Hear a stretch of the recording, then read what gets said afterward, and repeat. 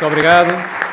Senhora Presidente do Congresso, Presidente do PS, Presidente do PS Açores, Camarada Vasco Cordeiro, cara Camarada Maria Manuela Leitão Marques, Senhora Presidente do Grupo Parlamentar, Camarada Berto Messias, Presidente da JS Açores e Senhora Presidente da Câmara da Lagoa. Caros congressistas, vivemos um momento particularmente complexo, mas, ao mesmo tempo, muito estimulante para a nossa vida coletiva.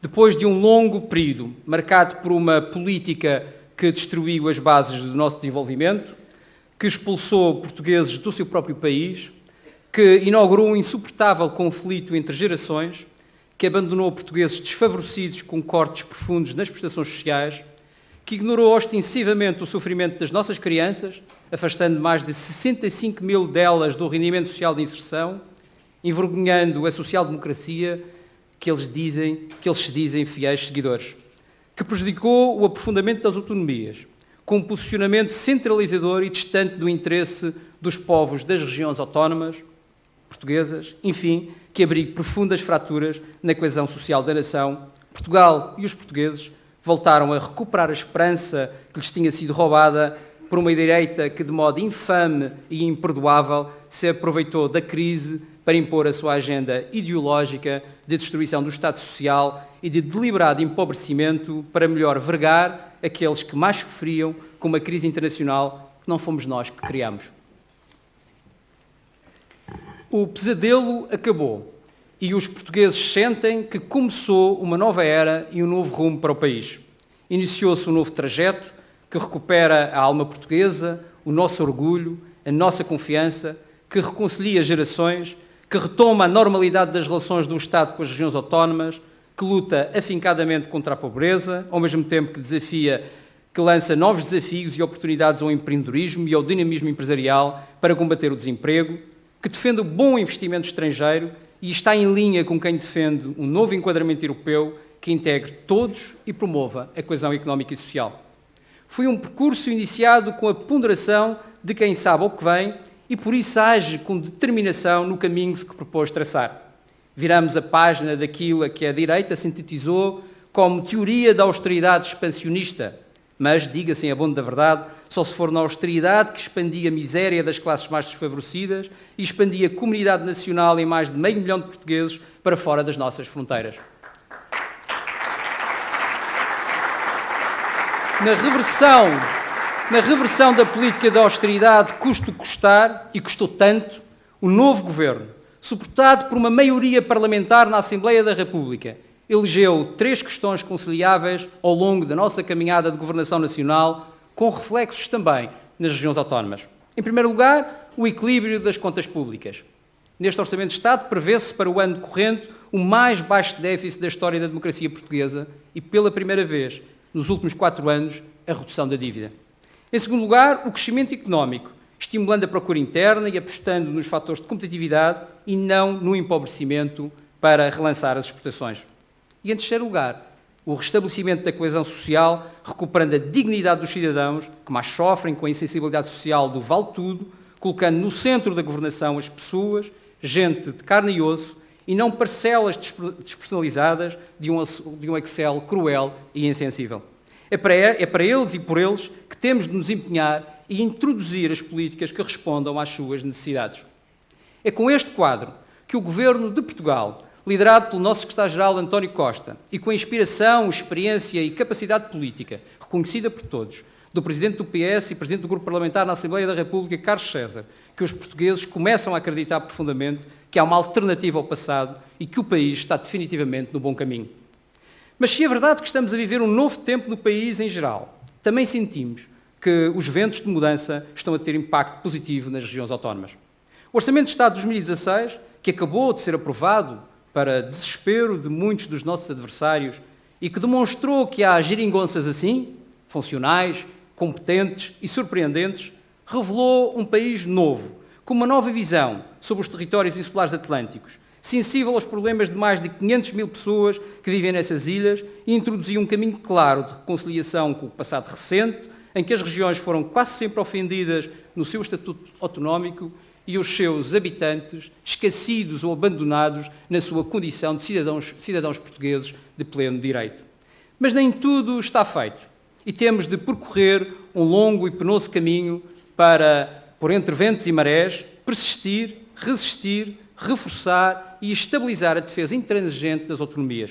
Por isso, hoje, apresento-me perante este Congresso, cheio de amigos e camaradas, mas também e sobretudo de autonomistas convictos e com provas dadas e resultados absolutamente verificáveis, não para vos pregar sobre as virtudes da autonomia ou sobre o constante ataque a que está sujeita dos mais variados quadrantes e das mais surpreendentes origens, mas para vos reafirmar a minha total disponibilidade para continuar a lutar pelo aprofundamento da autonomia, em todo o lado e em todas as horas, aqui, na Madeira, em Bruxelas ou em Lisboa. Os interesses das nossas regiões serão sempre a nossa prioridade. Estarão sempre em primeiro lugar. É esse o exemplo que nos legou e nos continua a dar Carlos César, conforme vimos, e é isso que está a fazer, de forma tão eloquente e consequente, o nosso querido amigo e camarada e presidente do PS Açores, Vasco Cordeiro.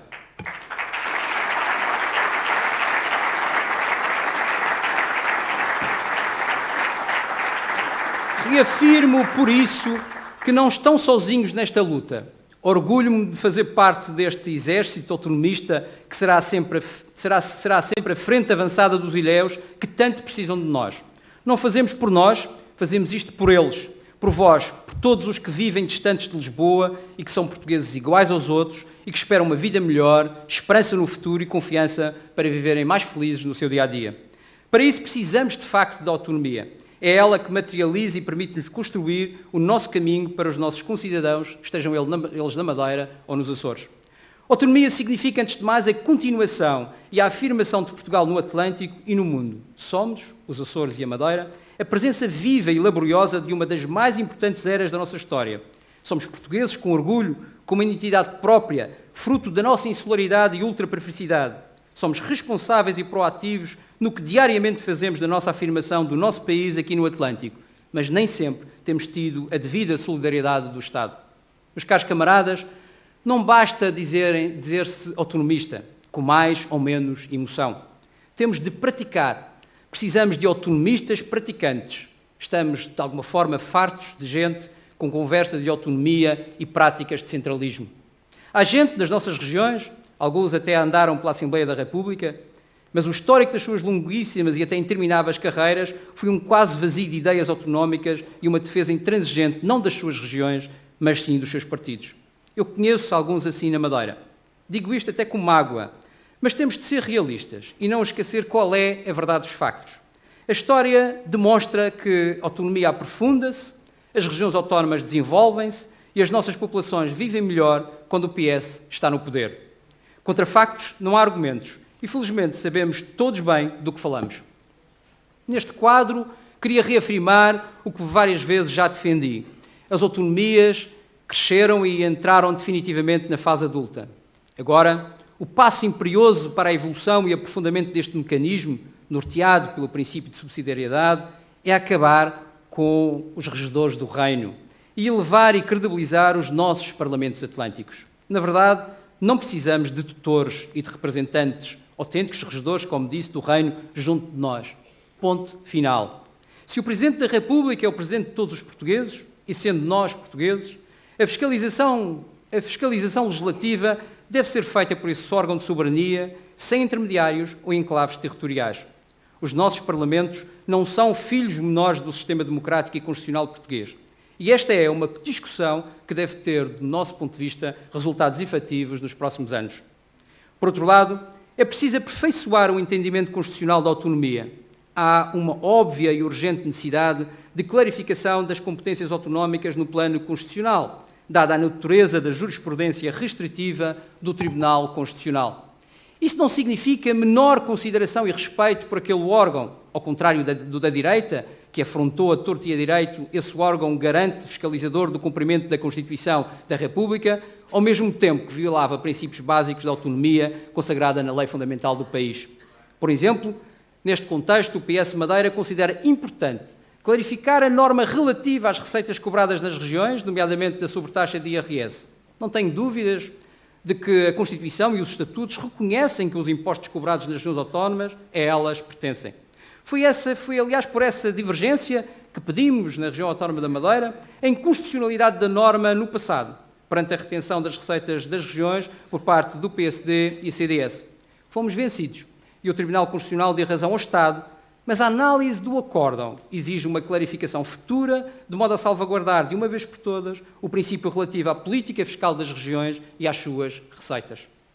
Caros camaradas, neste clima de cooperação entre o PS Madeira e o PS Açores, gostaria ainda de referir dois aspectos estruturantes para a defesa das nossas populações, para tornarmos mais fortes e mais consistentes na defesa da autonomia. A Madeira e os Açores são os territórios portugueses que permitem ao país ser possuidor de uma das maiores zonas económicas exclusivas do mundo. Nunca contabilizamos, nunca fizemos aritmética de mercearia sobre este enorme e quantificável valor para o país. Mas, no momento em que se aposta na economia do mar, que se caminha para a avaliação do seu valor potencial, torna-se ainda mais incontornável o papel e a importância dos nossos territórios. Talvez seja esta a oportunidade para mostrarmos que a solidariedade é um fator relevante para a coesão do país e deve fazer parte integrante das políticas estruturantes de Portugal. Em consequência, é preciso introduzir na consciência do coletivo nacional que as regiões não procuram solidariedade sem oferecer contrapartidas concretas. Este potencial económico cada vez mais significativo tem um preço e julgo que devemos todos pensar no assunto e trabalhar para elevar a reputação das regiões pelo contributo que concedem ao país. Outra questão igualmente importante e estruturante são os imigrantes das regiões autónomas. Esse povo ilhéu e trabalhador que saiu das suas terras e abandonou as suas famílias à procura de um mundo melhor. Foram eles que durante largas dezenas de anos transferiram remessas que ajudaram a desenvolver o país e as nossas regiões. Infelizmente, nem sempre foram bem tratados pelo Estado.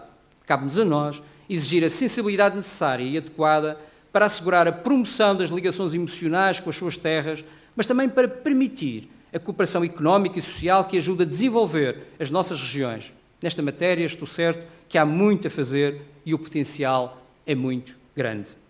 Vou terminar dirigindo-me com a amizade que só a verdadeira camaradagem permite ao Vasco Cordeiro, dizendo que infelizmente não estarei na sessão de encerramento, por razões que têm a ver com a ultraperiferia, porque não tenho voo no domingo e tenho que lá estar no domingo, mas queria sublinhar o excelente trabalho que o Governo Regional tem feito nos Açores, onde, caro camarada, foste capaz de fazer uma mudança de ciclo sem colocar em causa a inspiração e a criatividade que Carlos César colocou na governação açoriana.